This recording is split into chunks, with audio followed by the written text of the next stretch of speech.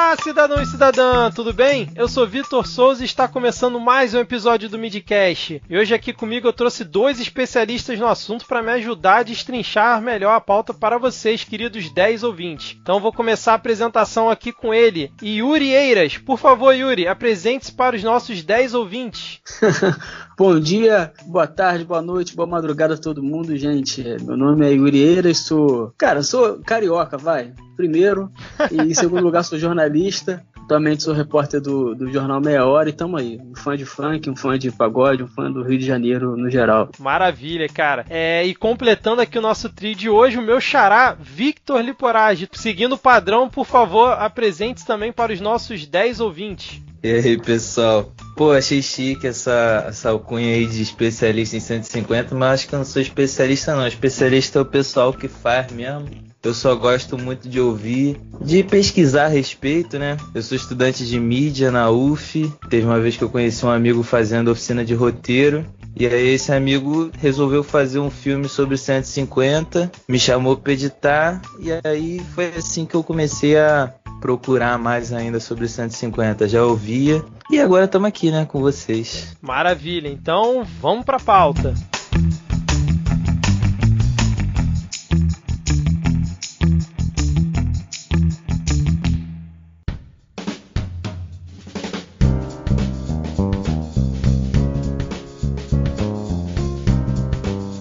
Você conhece podcast? Obviamente, se você está ouvindo esse episódio do Midcast, eu imagino que você saiba do que eu estou falando. Mas você sabia que existe uma podosfera totalmente diferente da qual você provavelmente está acostumado?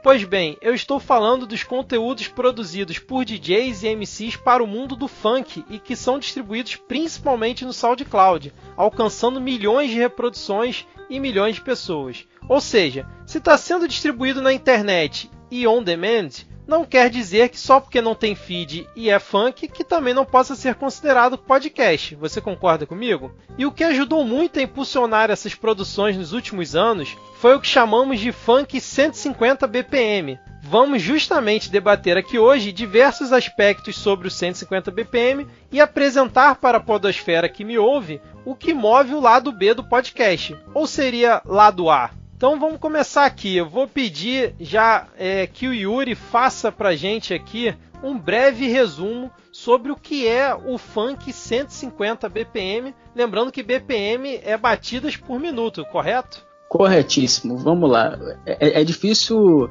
explicar música em palavras. Eu não sou nenhum beatbox. Eu vou tentar explicar de forma sonora. O funk clássico que a gente conhecia até então, era um pouquinho mais arrastado. Teria, 128 batidas por minuto, 130 batidas por minuto. É aquele clássico é basicamente isso. O 150 BPM é uma evolução do funk, como se fosse um Pokémon, que acelerou para é basicamente isso o 150 BPM. Mas a aceleração da batida do funk trouxe muitos elementos novos. Na dança, no comportamento, na forma de cantar, na forma de fazer, enfim. Talvez seja o funk carioca que já era digital, já era super tecnológico, entrando de vez no século XXI. Eu considero o funk 150 BPM uma evolução muito, muito bonita nesse sentido. Acho que é basicamente isso, é a aceleração do famoso batidão para uma batida um pouquinho mais rápida. E o primeiro que lançou o funk 150 BPM com essa nova batida, pelo que eu andei pesquisando aqui para a pauta, foi o DJ Polivox, estou correto? Tá correto. É engraçado porque a internet é aquela coisa, né? Tem coisas que vão pro limbo, tem coisas que se apagam, tem coisas que surgem depois, então é muito difícil a gente precisar quem foi o criador do 150 BPM. Rola uma treta. Porque Exato, rola uma treta e tem gente de São Paulo dizendo que fez funk 150 BPM. Tem super vídeos no YouTube que pra quem quiser procurar. Não, pô, São Paulo não, pera aí, pô. Aí. Exato. De gente se intitulando criador do funk 150 BPM, mas procurando saber, trocando ideia com a galera. E o Polivox é um cara já famoso no meio, um DJ das antigas até. Ele se denominou o criador do 150 BPM. E Vitor, é uma história curiosíssima, porque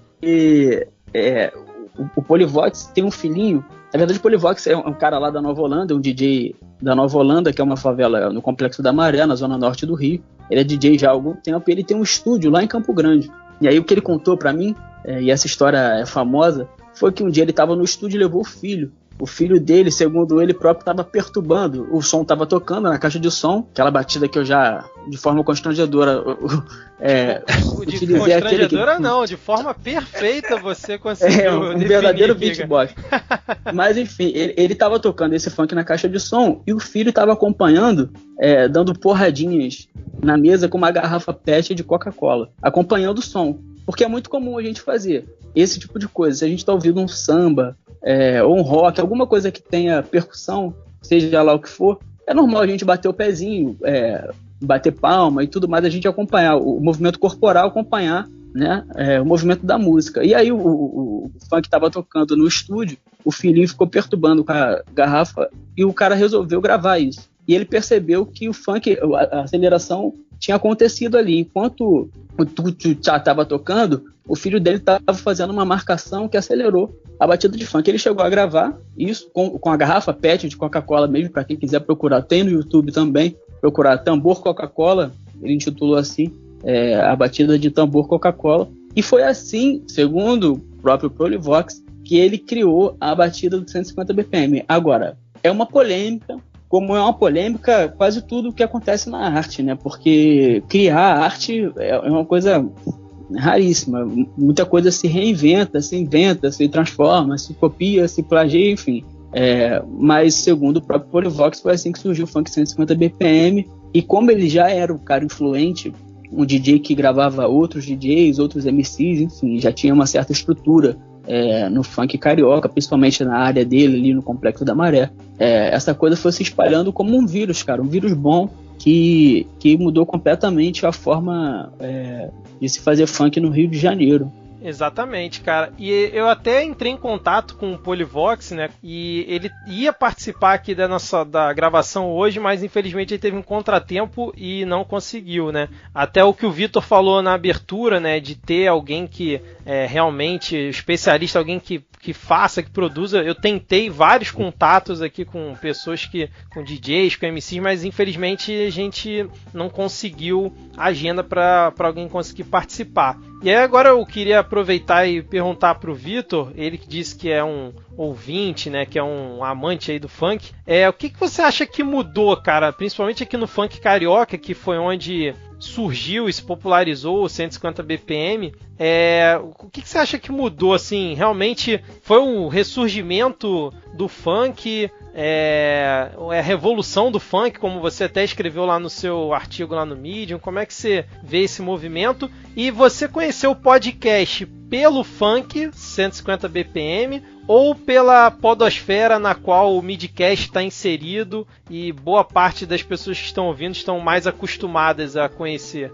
Então, da primeira pergunta, cara, tudo que eu for falar aqui é um pouco do que eu ouvi das próprias pessoas que fazem 150 e de um cara muito esperto chamado Denis Novaes. Ele já fez uns artigos do 150 também pro Acondzilla. Ele é um pesquisador natural de Brasília, mas estava estudando aqui no Rio, agora está lá nos Estados Unidos.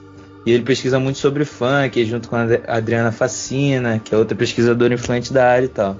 O Denis, quando a gente entrevistou ele pro filme, ele falou que era uma revolução porque meio que surgiu na hora certa. O Rio de Janeiro passou por vários anos com o UPP, né? E as UPPs sempre reprimiram qualquer expressão artística da favela. Quando começou a crise da UPP, calhou de ser mais ou menos na época que o 150 estava surgindo e estava começando a ser explorado. E o Denis fala uma coisa que eu acho que tem muito sentido, que os bailes funk, com essa volta dos bailes funk, a saída das UPPs e tal, o enfraquecimento delas, o baile funk voltou a ser aquele lugar de expressão artística, de reinvenção artística, o meio underground, onde o funk e qualquer tipo de expressão musical da favela vai se reinventando. E aí eu acho que o 150 veio para mudar um estilo que estava tomando um rumo meio pop, um pouco devagar demais. O funk era aquele que o Yuri falou, né? E aí veio o funk paulista, que tinha uma batida meio teclado, um negócio meio parado. E aí o 150 surgiu e foi essa loucura de aceleração, de atabacada. E agora o 150 já tá ficando um pouco menos 150. No início surgiu a Rocha, que as minhas turbininhas falam que é meio 160, meio 170, que já é até mais acelerado. Caramba, e aí agora 170, tá cara? Aí sim, hein? Temos isso. Aí veio o beat modinha, que agora é aquele que eu particularmente não gosto muito, mas é modinha, né? Tá fazendo bastante sucesso e já deu uma desacelerada. Mas enfim, eu acho que o principal foi a repressão ter diminuído. Ela não acabou, nem nunca vai acabar no estado que a gente vive, mas ela diminuiu. Isso deu espaço para as pessoas se expressarem mais artisticamente. E aí, com esse lance da internet, cara, outra coisa que o Denis fala é que se tem a Condzilla, que seria talvez o maior portal de funk do Brasil, você com esses DJs que vão surgindo, criando suas contas no YouTube de casa, do seu quarto, você vai criando várias pequenas Condzillas. E aos poucos as pessoas foram crescendo de tal forma. Eu lembro que quando eu conheci o FP em julho de 2018, não tem nem 10 meses. Vitor, só pra você contextualizar aqui pra galera que tá vindo, quem é o FP que você falou aí? O FP é o DJ de funk, como ele mesmo se autodeclara, o DJ de funk mais estourado do YouTube. E ele foi uma das pessoas responsáveis por estourar o 150 BPM, porque os vídeos dele fazem muito sucesso na internet. E aí ele, quando você perguntou do podcast, né? Eu conhecia o podcast antes, sempre gostei de podcast. E aí eu descobri o podcast do funk depois de começar, do 150, né? Depois de começar a ouvir o 150. E aí tem uma coisa que é muito fascinante também, que o FP, como sempre inovando nesse meio, ele criou o videocast, que nada mais é que um podcast gravado. Quando eles foram gravar o podcast, chamaram um monte de MC e aí fizeram o videocast, que eu acho que foi o primeiro, o FP lançou o primeiro deles. Que é basicamente essa coisa dos funk juntos, trechinho deles e fazendo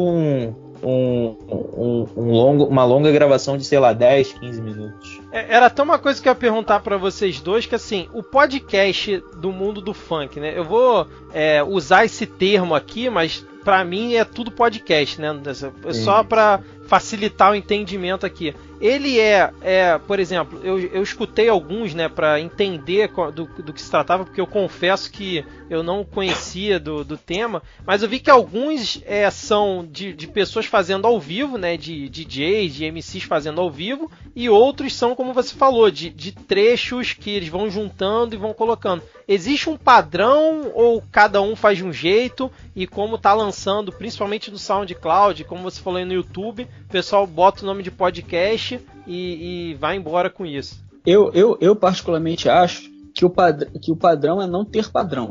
E é aí que tá a graça da coisa. Porque o Vitor falou bem, o Rio de Janeiro, em todas as suas expressões culturais, do samba e tudo mais, ele tem a questão de ser rueiro, né? O Rio de Janeiro é uma cidade de rua, uma cidade de mercado, uma cidade onde as pessoas gostam da rua. E tudo que é música que fica muito engessada, que fica muito afeita para a indústria fonográfica, que fica muito pop, o Rio de Janeiro curte, mas em determinado momento enjoa, e aí cria uma outra coisa.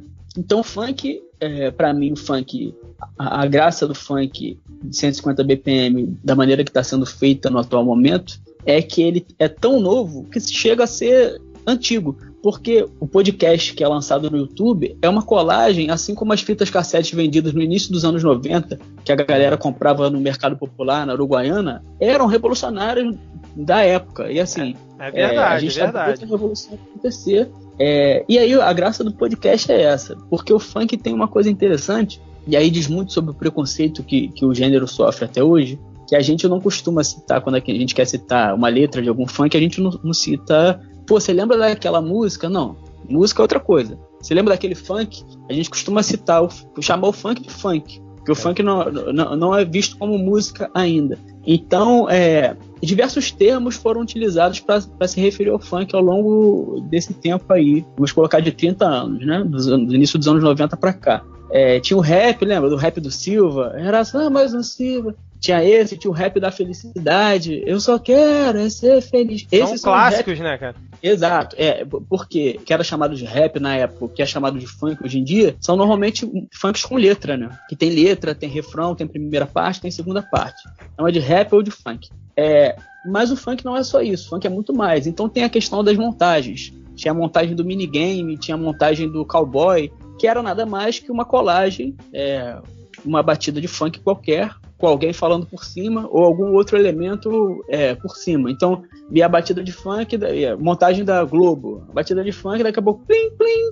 Então, assim, e isso era as montagens, aí chamava de montagem, mais tarde passou a se chamar de aquecimento. Então, funk nunca teve um nome certo para chamar de seu. E aí entra a questão do podcast. E a graça do podcast, do funk 150 BPM é muito essa. O funk é um gênero musical moderníssimo. Então você não vê funk de 6 minutos não, bicho. Você ouve em 2 minutos o funk e tá grande demais até. O funk em 1 minutinho você mata o funk e vai pra outro. É verdade. E tem aquela, não é? E tem aquela coisa assim, poxa, qual é a música do ano aí? Qual é a música da estação? A música do verão? No funk não tem isso. Não tem o que você lançou há 15 dias atrás já tá velho já, maluco. Faça outra coisa. O funk é muito rápido. Ele acompanha muito a velocidade da internet.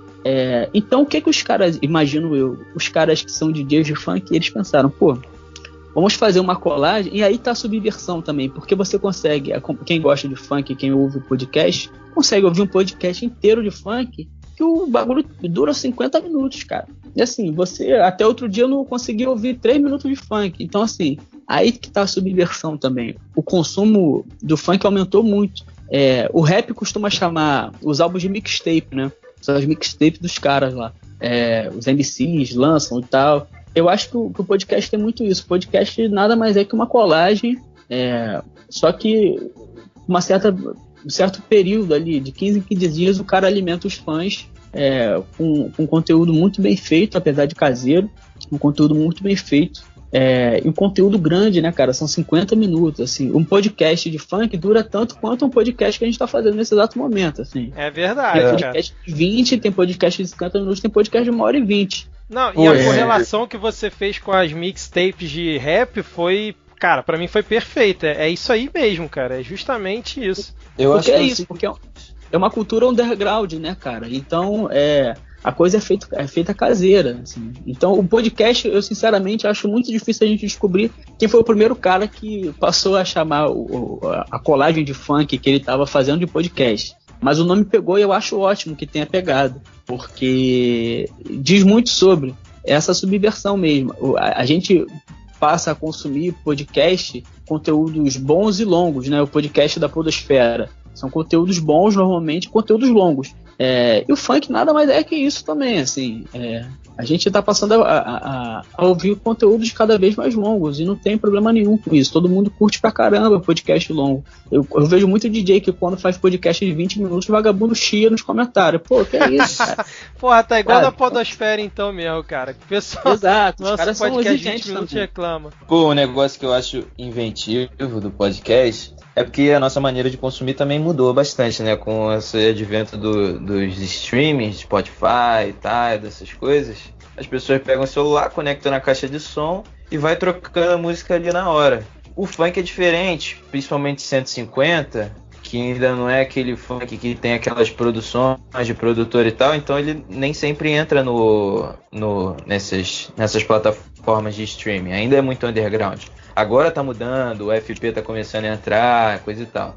E aí, quando você tem um podcast, é só você baixar o podcast inteiro, que ao invés de você ficar tendo que baixar música, você baixa um arquivo só e você já tem, a tua festa toda garantida ali. Exato. Então é uma puta invenção maneira. Você cria, desculpa interromper, só pra complementar, você cria outra relação também com o DJ. Você precisa confiar muito no cara que você tá ouvindo, porque se a música estiver ruim, você não tem como mudar, cara. Você tá baixando o conteúdo inteiro de 50 minutos. Você falou muito bem, hoje em dia com o Spotify, a gente baixa um álbum, se a faixa 3 a gente nos agrada, a gente pula da 2 para 4, assim. Mas um podcast, um conteúdo que você baixa em 50 minutos, você costuma ouvir ele todo. Então tem que confiar muito no cara que você tá ouvindo. Só que os caras são muito bons no que fazem, né? O que o Yuri falou é perfeito, porque assim, produtor de conteúdo da podosfera, como a gente conhece aqui, né? Ele também, né? Quem tá baixando o episódio confia no produtor, porque, porra, vai ficar 1h20 ali escutando ele, então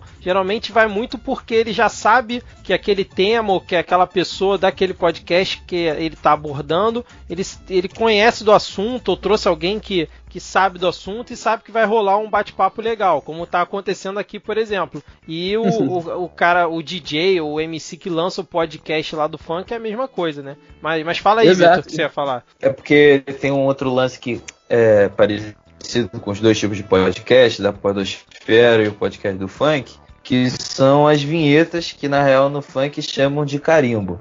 E os carimbos são a coisa mais maravilhosa. Por exemplo, Yasmin Turbininha é uma voz de uma criança, é uma vinhetinha que a Yasmin Turbininha usa. Yasmin Turbininha, não quero mais ouvir Peppa, só quero ouvir teu canal. E outras coisas do tipo, entendeu? São sempre mais uns carimbinhos engraçados, que são meio que as vinhetas que tem nos podcasts da podosfera, né? E os carimbos dizem muito sobre o DJ, o local que eles vêm. Tem os carimbos que começaram a ser usados direto nas músicas de território, tipo Borel, Baile do Jaque, coisa do tipo. Né? Exato, cara. Pô, vocês estão fazendo as correlações perfeitas aqui, cara. Parabéns, porque tá pô, muito melhor do que eu tinha pensado. São muitas horas de podcast. São muitas horas de podcast, os dois. Amo os dois. E aí eu queria aproveitar o gancho que vocês falaram, vou dar alguns números aqui, depois vou puxar um outro tópico em relação a isso. O Vitor, meu xará, falou aí da Yasmin Turbininha, não é isso? Yasmin Turbininha, isso. Eu tava pesquisando aqui sobre ela, e por exemplo, para quem não tem ideia de quem é ela, eu vou deixar link aqui no post, tal. Vou inclusive deixar link do documentário da Vice e do texto que o Yuri publicou na Vice também, e o que o Vitor publicou no Medium, que foram referências aqui para o nosso episódio de hoje, vou deixar no link do post. Mas, por exemplo... Tem o link do nosso documentário também no meu texto. Exatamente, é verdade, bem lembrado. Por exemplo, a Yasmin no Twitter, ela tem 235 mil seguidores. O Renan da Penha, que acho que no momento acho que é um dos DJs que é o maior expoente do 150 BPM, ou eu tô falando besteira? Sem dúvidas, ele é o maior atualmente. É o mais badalado, né? Inclusive ele tem um programa semanal, né, FM o Dia, né? Só sobre 150 BPM. Então, ele no Twitter, por exemplo, ele tem 507 mil seguidores. O DJ Rogerinho do Queiro, é isso? Falei certo? Falei, né? Isso.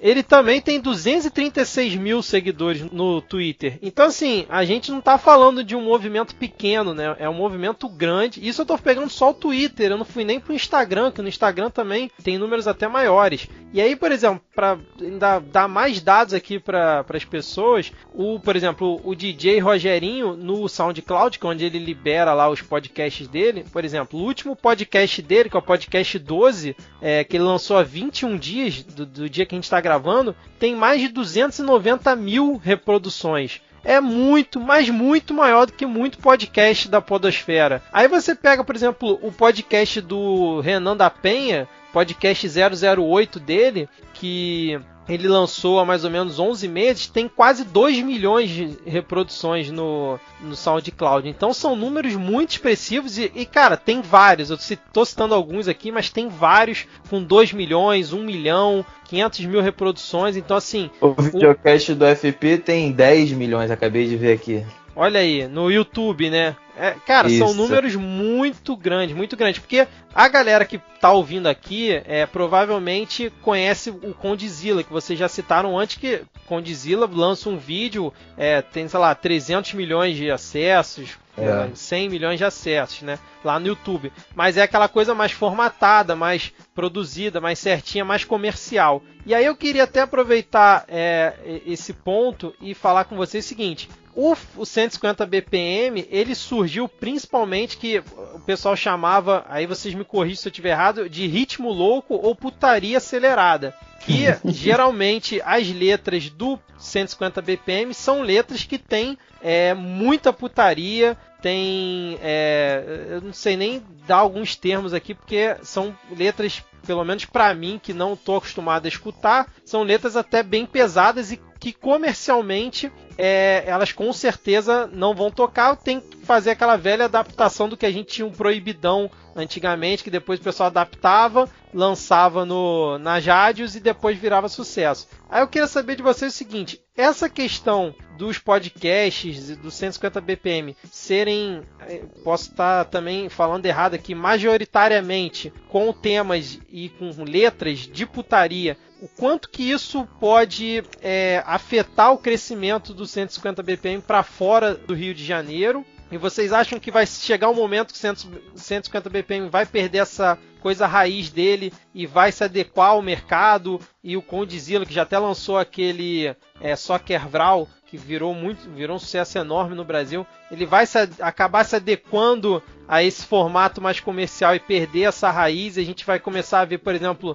podcasts sendo lançados com altas produções e sem a tal putaria acelerada que fez o podcast estourar aqui no Rio de Janeiro, principalmente nos bailes das comunidades? Eu particularmente acho que é um caminho natural e tem mais que acontecer. Os caras que fazem hoje os podcasts no próprio notebook, no próprio computador, dentro do quartinho, eles têm mais que voar. Assim, eu acho que é um caminho natural, acho que já está acontecendo, inclusive. Assim. A gente ter o Renan da Penha tocando na rádio FM mais ouvida do Rio de Janeiro não é pouca coisa. Ele e o DJ Henrique da BK também tem um programa semanal, não é pouca coisa. A Anitta já está percebendo, a Ludmilla já está percebendo, tem caras da gringa que já estão percebendo. Então, assim, o poder do funk 150 BPM é muito grande, e assim como aconteceu com o funk lá atrás, com Claudinho Bochecha, com o Bonde do Tigrão, que eram caras que iam pra Xuxa, iam pro Faustão, isso vai acontecer com o funk 150 BPM também. O que eu acho é que o Rio de Janeiro é isso mesmo, cara. No Rio de Janeiro é isso mesmo, a questão de ter a putaria, os termos de sexo explícito, no funk é muito forte, verdade, mas não é unicamente do gênero, não. Assim, se a gente for pesquisar historicamente, a gente vê marchinhas de carnaval do final do século XIX, no início do século XX, com letras de duplo sentido. Então, assim, de novo, é o que eu sempre digo, o Rio de Janeiro é uma cidade de rua.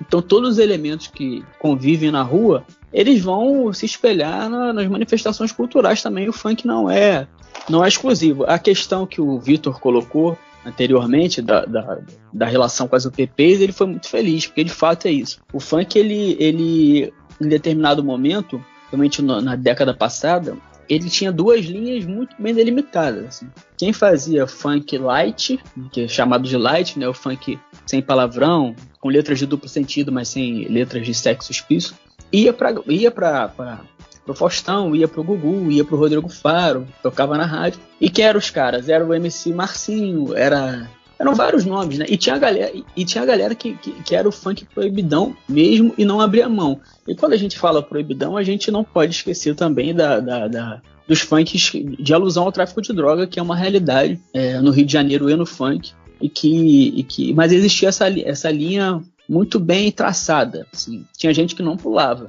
Tem gente que só fazia o funk proibidão. E eu acho que com o funk 150 BPM vai acontecer naturalmente isso também. E não é mal fazer.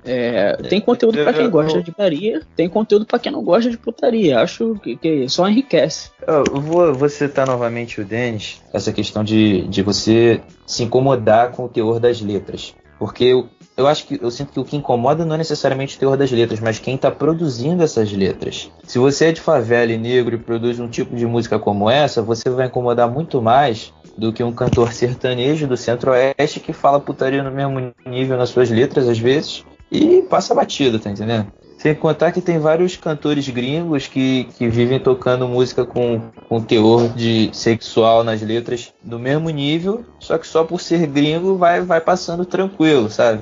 Acho que o problema às vezes, eu acho que na real a indústria é meio moralista. Tem um fenômeno muito interessante, tem um fenômeno muito interessante que é o fenômeno das MCs. Das mulheres, né? Isso não é de hoje, já é antigo, desde a época da Tati Quebra-Barraco, da Valesca Popozuda. o funk é um meio que é mais aberto para as mulheres poderem se expressar, apesar de ser fortemente machista ainda. Mas existe essa abertura. E algumas MCs lançaram umas letras, tipo a Ludmilla lançou um que ficou hypado no ano passado, que foi Não Encosta no Meu Baseado, que é o direito da Ludmilla de fumar o baseado dela. E aí quando foi fazer a versão light pro Condzilla, que já tá num nível meio que de produtora, de indústria, que não pode ter uma putaria ou alguma menção menos fora da moralidade, virou Não Encosta no Meu Namorado, que desvirtuou totalmente o propósito da música. Você também tem o Cai de Boca no Meu Bucetão, da MC Rebeca, que é uma puta letra, uma letra fantástica, que é muito simbólica no meio do funk. É muito importante ter uma música como essa no meio do funk, que virou, que até não ficou tão ruim quanto, mas poderia ter ficado. Virou Cai de Boca, que tá muito bom. Mantém o propósito, mas deu uma leve amenizada. Mas enfim, por que eu tô falando isso? Porque eu acho que são duas coisas importantes serem pontuadas. Um é que incomoda por vários motivos da nossa sociedade, sobretudo a brasileira, ainda mais a carioca, que tem sido extremamente hostil com essas coisas que fogem dos, entre aspas, bons costumes. E a segunda, que é essa questão das mulheres no funk falando o que elas quiserem falar e o que elas têm vontade de falar, e o que normalmente não é ouvido. Que pode ser que comece a ser meio que anestesiado, mas isso não significa que eles devam deixar de adaptar suas letras. Pelo contrário, se é o caminho para eles ficarem mais ricos e conseguirem mais espaço na mídia e cada vez elevarem mais a produção, que seja esse caminho, entendeu? A trajetória que todos têm até agora já é uma trajetória bonita pra cacete, e vão sempre ser lembrados como os caras que ficaram famosos fazendo as letras e as batidas do jeito que eles fazem, underground mesmo, e que revolucionou a tal ponto que a indústria teve que aceitar, apesar de uma resistência que durou um tempinho, demorou um pouco, mas finalmente está começando a aceitar. O que eu achei legal de conhecer o 150 BPM é que foi realmente toda uma geração que surgiu, né? Pelo menos na minha visão, assim, de fora, tipo, todas essas pessoas famosas agora desse movimento, nenhum deles estava fazendo sucesso antes, né? Assim, sucesso ao nível de extrapolar o mundo do funk, disso ser comentado fora, por exemplo, que nem você falou de, por exemplo, a Ludmilla e a Anitta, que estão começando a olhar isso, o DJ Dennis, que acho que é o que o Vitor tem comentado, tipo assim, pessoas que estão tentando levar para um outro patamar, e surgiu realmente de artistas que não estavam na cena, né? Não sei se eu tô falando alguma besteira aqui, mas... Não, perfeito. E tem outro aspecto, quer falar, Vitor? Só pra fazer uma correção, o Dennis que eu tô comentando é o Dennis Novaes, não é o DJ Dennis, não.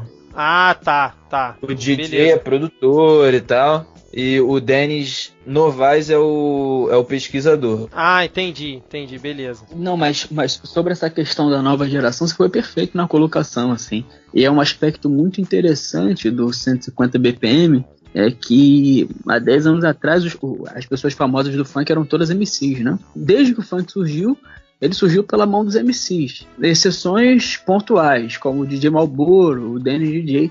Mas assim, os famosos do funk, os que arrastavam a galera pro baile, as menininhas eram apaixonadas, era o Claudinho Bochecha, era o Bonde do Tigrão, era o MC Marcinho, era o Cidinho e Doca, mais tarde o Leozinho, o Frank, enfim, eram todos MCs. A glória dos DJs, de certa forma, alguns deles são até putos com essa geração, e aí eles colocam de forma provocativa que a vingança dos DJs é que os famosos funkeiros de hoje em dia são DJs. A gente só citou DJ até agora, na maioria das, quase sempre, né? O FP do Trembala, a Yasmin Turbininha, o Renan da Penha, o Henrique da BK, são todos DJs, produtores de funk, porque é esse aspecto técnico do funk 150 BPM também. É uma coisa tão rápida que fica difícil cantar. Então, vamos deixar tocando só, que aí fica mais gostoso de dançar, entende? E aí o DJ entrou nessa, cara. Os DJs são as celebridades do funk hoje em dia. Isso é muito engraçado, porque a galera vai pro baile, vai pros eventos, não pra ver o MC cantar, mas pra ver o cara mexendo nas paradinhas ali durante 1-2 horas. E tem essa questão também do que você até comentou antes, dos MCs durante muito tempo viverem essa vida dupla, que você colocou, jogando nas 11, né? Fazendo proibidão, mas fazendo light também. Isso. Porque é contraditório mesmo. O funk é contraditório porque é nascido nas favelas do Rio de Janeiro. E as favelas do Rio de Janeiro são contraditórias mesmo, de se entender. E aí a gente lembra, por exemplo, do Cidinho e Doca, que era a dupla que cantava que queria ser feliz na favela onde nasceu, mas ao mesmo tempo cantava que o Morro do Dendê é ruim de invadir, compadre. Então, assim, a questão é contraditória. E eu acho mais que os caras têm que fazer 2, 3 versões, cara. Uma versão proibidão, uma versão light, a versão em inglês e espanhol, se for o caso, entendeu? Eles têm verdade. Eles têm mais é que voarem mesmo. E acho muito glorioso isso que está acontecendo. Nesse momento de descoberta desse movimento que está acontecendo. Né? Então, assim, só pra gente encaminhar aqui pro final, o papo tá muito bom, mas vamos aqui partir pra reta final. Eu queria falar a respeito do ambiente do 150 BPM, né? Pelo que eu andei pesquisando aqui pra pauta. Uma dúvida antes, vocês sabem mais ou menos quanto tempo tem o 150 BPM? Ele surgiu o quê? Em 2016, 2015? Acho que por aí, 2015, cara. Acho que por aí. É difícil precisar, mas eu acho que é por aí mesmo. Por aí, né? Então é um movimento que, vamos dizer assim, que já tem uns 4 anos, arredondando. Né? Mas então, é novo, né? Você vê que já tá tendo, assim, os números que até eu citei no início do episódio, assim, são monstruosos se você considerar o alcance que isso tem. Mas fazendo um rápido apanhado histórico do 150, Yasmin fala que começou a estourar na Nova Holanda, com a volta do baile da Nova Holanda. O baile da Nova Holanda, na real, nunca acabou, né? Mas ele começou a estourar de novo lá para 2015, foi onde começou a acelerar. E aí você teve alguns momentos, que foi o momento 2016, ele foi se desenvolvendo, aí começou alguns lugares a tocar em 150, e aí em 2017 já começou a tocar em mais lugares ainda, e aí os caras já começaram a ficar famosos no YouTube, famosos no Twitter, coisa e tal. E aí em 2018, principalmente com essa associação do Renan, eu acho, né? O Renan com a Condzilla, com o Livinho, começou a estourar muito mais essa parada. A Ludmilla começou a soltar um 150 ali, Nego do Borel lançou um 150. Quando a indústria começou a se aproximar e a perceber que aquilo estava fazendo a diferença, que aquilo era até às vezes melhor do que o funk paulista, ele começou a estourar de fato. E se reinventar, porque eu acho que hoje em dia a batida mudou bastante, até mesmo para se adaptar um pouco ao padrão da indústria. É muito legal isso mesmo, cara. Fico realmente curioso pra saber, a gente já até comentou que não tem como saber, eu pesquisei isso e queria saber quem foi o primeiro DJ que usou o termo podcast pra lançar as colagens ali, porque, cara, eu conheço podcast há uns 10 anos, o podcast já tem mais que isso. E, cara, foi uma novidade muito grande pra mim. Tanto que você vê a numeração dos podcasts desses DJs, eles lançam tudo bem de tempos em tempos. Mas, tipo, tá no 12, no 11. Então, realmente, assim, foi uma coisa, vamos dizer assim, recente esse uso do termo.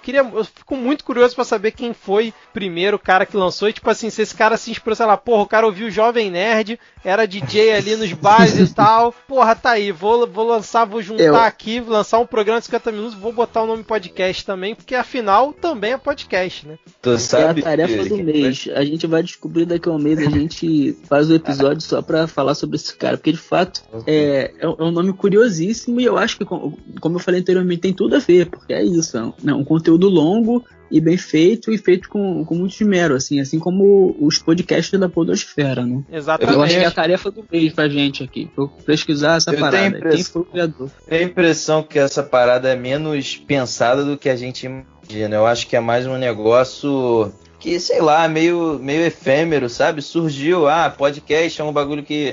Porque, tipo assim, eu lembro que quando a gente tava gravando o documentário, a gente perguntou pra eles: pô, de onde é que surgiu o podcast? Por que chama de podcast? E nenhum deles tinha uma resposta exata. Falava assim, não, surgiu assim, assim, assado. Eu não lembro exatamente o que eles falavam, mas eu lembro que foi, sei lá, um monte de gente começou a usar esse termo, podcast. Podcast tinha uns canais aí que soltavam programas de podcast e tal. Aí a gente começou a chamar de podcast. Eu acho que foi um negócio mais Eu acho que pode ser que seja isso, mas com certeza a primeira pessoa que pensou vai dar uma resposta mais adequada. Pô, cara, se for isso é muito legal, cara. Se for nessa coisa natural, a história ficaria muito melhor, cara. Mas realmente é uma curiosidade. Vamos ver se o alcance desse episódio vai ser bom e se surge alguém aí pra poder elucidar isso pra gente. Ou algum charlatão pra dizer que foi, né? Pode ser também. Provavelmente de São Paulo. Olha a alfinetada aí, ó, alfinetada. A maior audiência do Midcast vem de São Paulo, ó, a alfinetada dos caras aí, pô.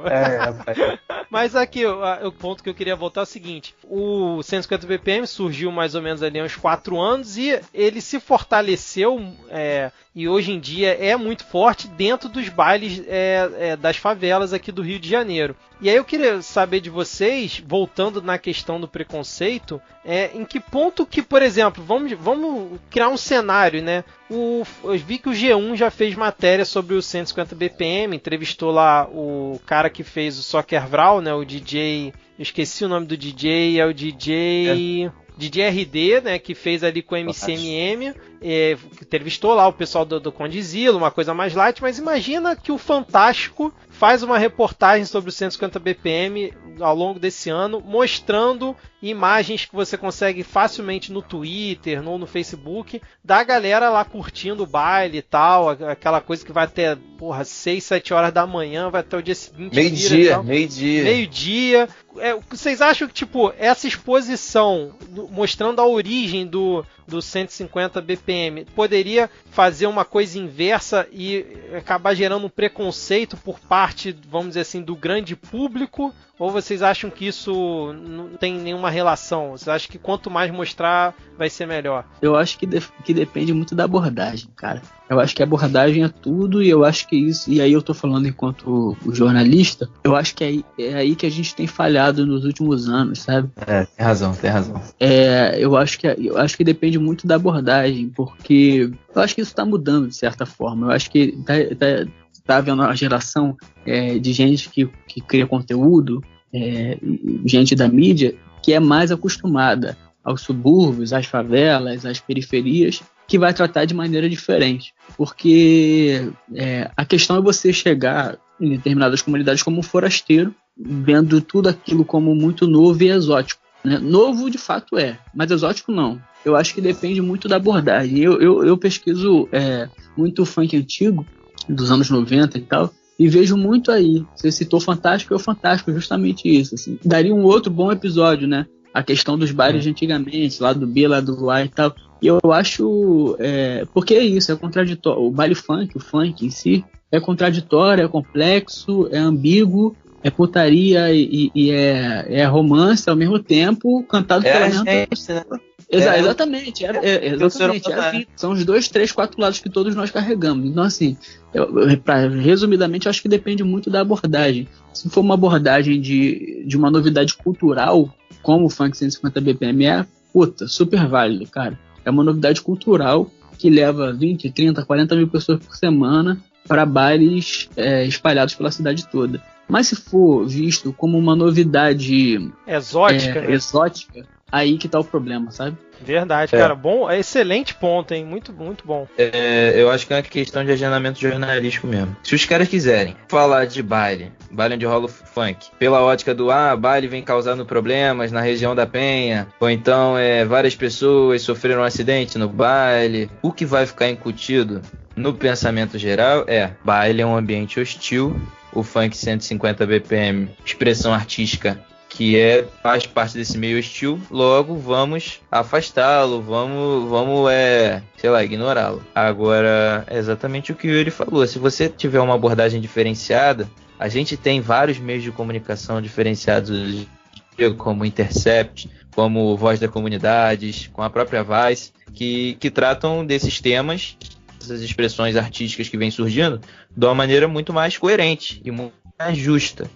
Então, quando você dá espaço para esses meios fazerem a abordagem jornalística da maneira como eles fazem, que tem sido assim, o Voz das Comunidades gravou recentemente o último baile funk que teve dos recentes, que foi o baile LGBT, ou seja, uma parada LGBT dentro de um baile que costuma ser um meio machista, como vários meios do Rio de Janeiro. Então é uma coisa muito importante, você tendo as pessoas da Voz da Comunidade fazendo esse tipo de matéria, mostra que a abordagem provavelmente vai ser uma abordagem positiva, uma abordagem justa com o que está sendo feito ali. Cara, excelente, muito bom, cara. Melhor resposta não podia ter de vocês dois, cara. Eu concordo em gênero, número e grau. Inclusive, os bailes movimentam a economia dentro da comunidade, assim, de uma forma enorme, né? Eu tava vendo alguns vídeos, pesquisando aqui, tipo, depois que os bailes voltaram também por conta do 150 BPM, a economia dentro da comunidade voltou a gerar muito melhor.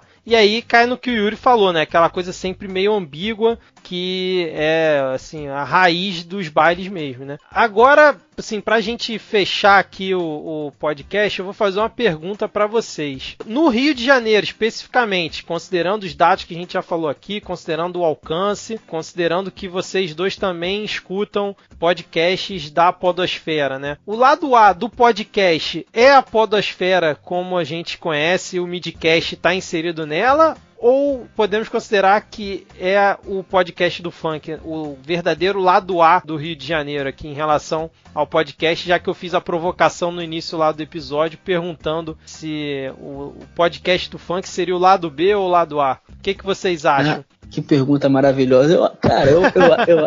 Eu acho que os dois são lado A, os dois são lado B. Eu acho que é porque é uma questão complicada. A internet é horizontal, né, cara? Então, assim, a mesma pessoa que eu vejo muito isso frequentando os lugares e tal, o cara com cabeludão, com cara de metalheiro mesmo, tá frequentando baile funk, né? E o funkeiro tá indo no Circo Voador ver Vanessa da Mata. Então, assim, a coisa tá muito horizontal. A internet mistura muito os nossos gostos, assim. Isso é a podosfera, talvez, brasileira, principalmente, né? Quem ainda tá nos seus primeiros passos bons, consolidados, que não vão voltar atrás. Mas se a podosfera ainda é, de certa forma, consumida e produzida por uma certa classe média que está frequentando a internet, e o podcast de funk é uma coisa popular, talvez mais popular que a podosfera, as coisas se misturam em determinado momento. Tem um amigo meu que no trabalho, recentemente, estava rolando papo sobre Spotify e tudo mais, e aí os caras perguntaram, pô, você ouviu o podcast? Ele ouço. O papo morreu ali, mas ele ficou confuso, porque ele não sabia que tipo de podcast estava perguntando. Ele respondeu que ouviu o podcast de funk, ouço podcast. Aí eu acho que até perguntaram pra ele assim, que podcast você ouve? Eu ouço o 006 do Renan da Penha, vamos supor, não lembro o nome que ele citou, mas a pergunta era outra, entende?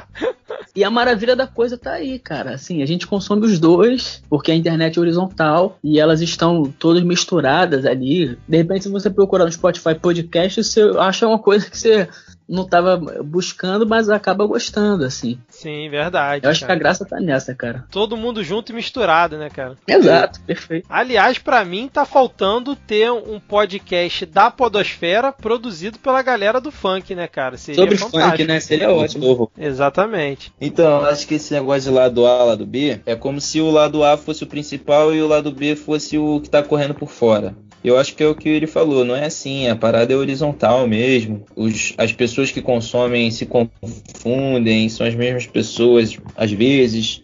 E eu acho o seguinte, espero que esse podcast da podosfera possa aproximar mais pessoas que não consomem o podcast de funk ao podcast de funk de fato, e que o podcast de funk torne-se tão democrático e tão estourado que chegue a ponto de alcançar públicos que normalmente não alcançariam. Então, eu acho que é tudo podcast, o nome já diz, a maneira de fazer é diferente, mas os dois são o lado A da coisa. Acho que a gente não precisa distinguir um do outro, não. E assim, segue em frente. É isso aí, cara, concordo com vocês, é tudo podcast, que a galera do funk possa consumir mais os podcasts da podosfera, que a galera da podosfera possa consumir o podcast dos funks, que esse nosso episódio aqui do Midcast ajude isso. Claro, já tem essa interseção com muita gente, mas que isso possa possa se expandir cada vez mais, e a gente até tentou classificar de forma diferente para deixar bem claro, mas no final nós três aqui estamos de acordo que é tudo podcast, mas eu queria agradecer vocês por esse papo, foi excelente, cara, foi muito bom, gostei muito desse episódio, um tema que eu acho que nunca foi abordado na podosfera, e agora eu queria deixar o tempo aqui para vocês, se vocês quiserem divulgar alguma coisa, se vocês quiserem fazer alguma consideração final, podem ficar à vontade que a gente encerra por aqui. Vitor, agradecer demais o convite aí, acho importantíssimo a gente tratar sobre coisas que estão acontecendo no presente, ficar ligado na rua, né? Eu sempre falo que é preciso, às vezes, tirar um pouco o fone de ouvido, no sentido de que a gente precisa descobrir novos gostos, cara. De repente você tá ali no teu mundinho com fone de ouvido, mas de repente se você tirar, você ouve alguma coisa que te agrade, algum papo, alguma música que te agrade. É importante nesse mundo que a gente acaba tendo bolhas, a bolha do Netflix, que só te indica coisas que você gosta, o Spotify que só te indica coisas que você gosta. É importante a gente tirar às vezes o fone de ouvido um pouquinho e se descobrir, cara. E se eu puder dar um conselho, ouça um podcast, seja lá que tipo for. Mas de novo, qual ritmo for, né? Exato, poxa, brigadão pelo convite, cara, só agradecer mesmo. Eu também queria agradecer muito, que eu nunca fui convidado pra porra nenhuma, então achei muito chique, tô me sentindo... Achei legal, obrigado. Eu acho que foi um privilégio muito grande estar aqui com vocês. Não sou a pessoa mais adequada para falar sobre isso, acho que os próprios agentes deviam estar falando, mas é muito difícil entrar em contato com eles, eu sei como é, porque a gente tenta diariamente. Os caras são artistas, né, filho? Os caras são bacanas, são chiques e eles estão trabalhando muito, não tem tempo mais para nada, entendeu? E aí é realmente difícil entrar em contato com eles. Mas foi um grande privilégio, porque eu não conhecia o Midcast, passei a conhecer agora. Achei muito maneiro a abordagem, muito maneiro se propor a fazer esse tema. E eu já segui ele no Twitter, por causa das reportagens show que ele faz. Achei muito... Tô me sentindo feliz por estar dividindo esse espaço. Cara, tu me elogia, eu que fico feliz, pelo amor de Deus. Já até respondi ele no Twitter uma vez, achei bacana. Eu acho que isso tudo só foi possível, só tô aqui porque meu grande amigo Lucas Rodrigues se propôs. Lucas é produtor cultural e ele é sócio da Jacaré Moda, que é uma agência de modelo super importante lá no Jacarezinho, comunidade aqui da Zona Norte do Rio de Janeiro. E o Lucas se propôs a fazer esse filme sobre 150 BPM lá antes da Vice ter feito, até com um pouco menos de recursos. Mas a gente fez, e esse filme gerou inspiração para fazer o texto. Eu já escrevo há um tempo, gosto muito de escrever. E aí eu escrevi o texto todo baseado na nossa experiência de produção do filme, do 150 BPM, o Ritmo Louco, é o nome do filme. Mas assistam 150 BPM, Ritmo Louco, assistam o documentário da Vice por dentro de 150 BPM, que também é muito maneiro. Leiam as reportagens, tem sido feita reportagem desde 2016 sobre isso, com o Denis Novas, que eu cito aqui várias vezes. E eu acho que é isso. O 150 tem que estar em todos os lugares, tem que estar na academia, tem que estar no cinema, tem que estar no YouTube, tem que estar no Twitter, enfim, em todos os lugares possíveis. Exatamente. Agora no Midcast. E é isso, galera. Agradecer por estar com vocês, agradecer pelo convite. Ouçam 150 BPM, rebolem bastante, sarrem bastante, sejam felizes.